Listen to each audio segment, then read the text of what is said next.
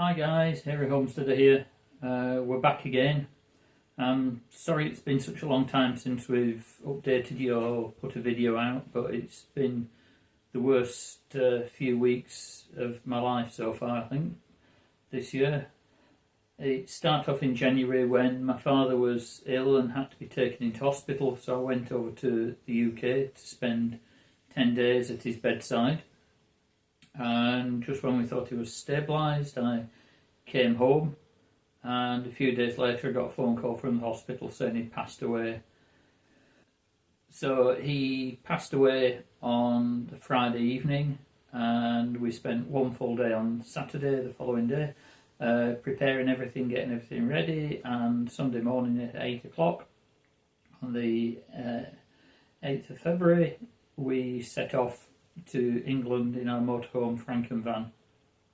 Erica, myself, the two dogs, and the intention was to spend a period of time there while we sort my father's belongings out and everything to do with all the paperwork. Unfortunately, it lasted a bit longer than that. We were away for between 5 and 6 weeks in total. On the way out, as bad as things were, we got 100 miles into the journey and we lost fifth gear and the gearbox in the motorhome. So we had to spend 4 days almost travelling across Europe at 45 miles an hour, about 70 kilometres an hour. We arrived on the Wednesday late afternoon and immediately had to set to, obviously, sorting everything out. It was a long process, very difficult, emotional time, and but we got through it. He was a collector of so much stuff. He collected local history books. He had hundreds of those. He collected vintage fountain pens. He had hundreds of those. Walking sticks, paintings, prints, ceramics. You name it, he had it. And yeah, as I say, we had to go through every last item and find a new home for it. So along with that, we had to get the gearbox repaired on the motorhome. That took almost a week and cost rather more than I hoped it would. That cost us £2,000. We got everything done, arranged my father's cremation and scattered his ashes, and then a few days later we set off back here, back to Hungary. Stopped off in Germany at some friends. We have some really nice friends, Stefan and Michelle, but the first time we've actually met them. We've known them online for 17 years but never met face to face. We stayed at theirs one night, and the following morning we set off to head back home, and 30 minutes into the journey on the German autobahn we lost the coolant in the engine.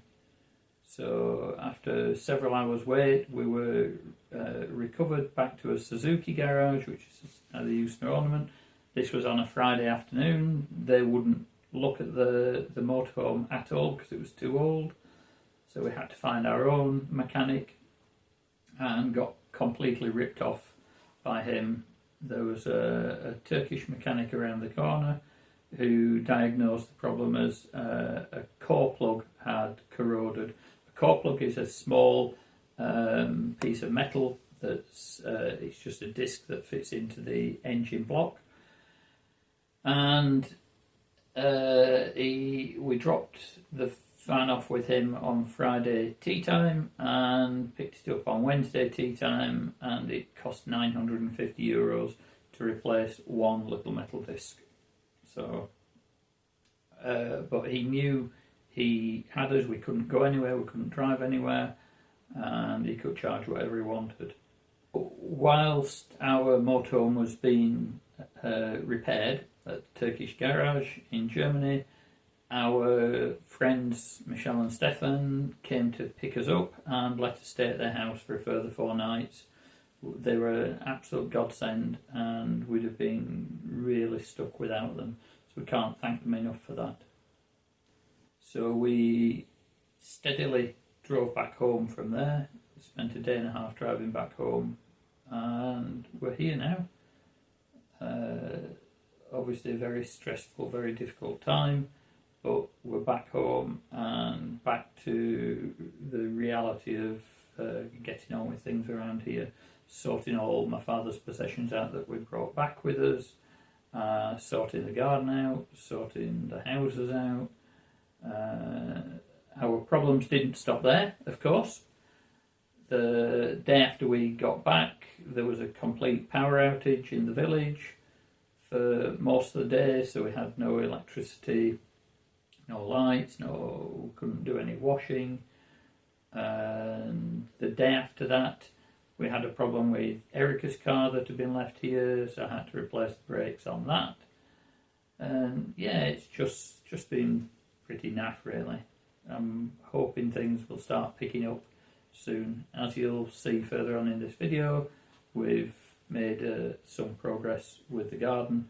Still got a lot to do, of course.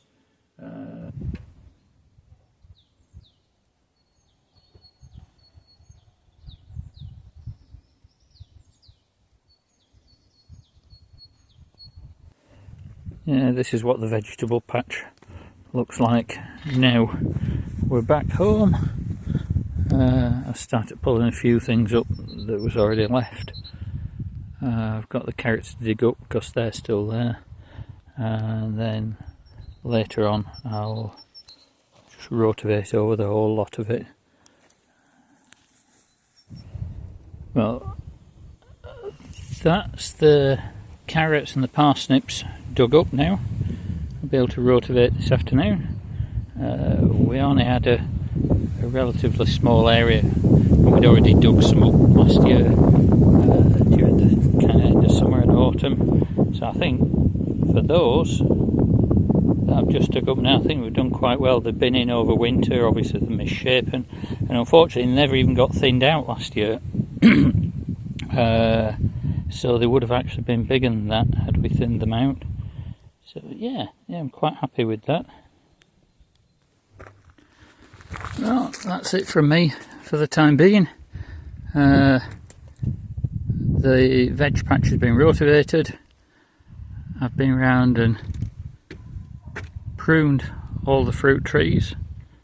A little bit late, really. Unfortunately, we weren't here to do it at the right time. A little bit hairy as well. Up the ladders trying to take the tops off the plum trees. And I've done this here, which is a blackthorn or sloe bush.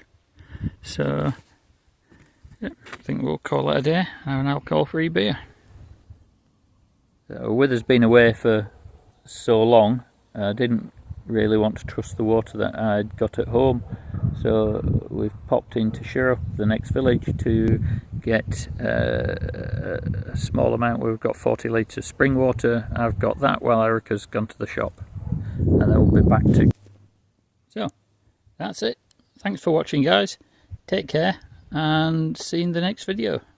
Bye for now.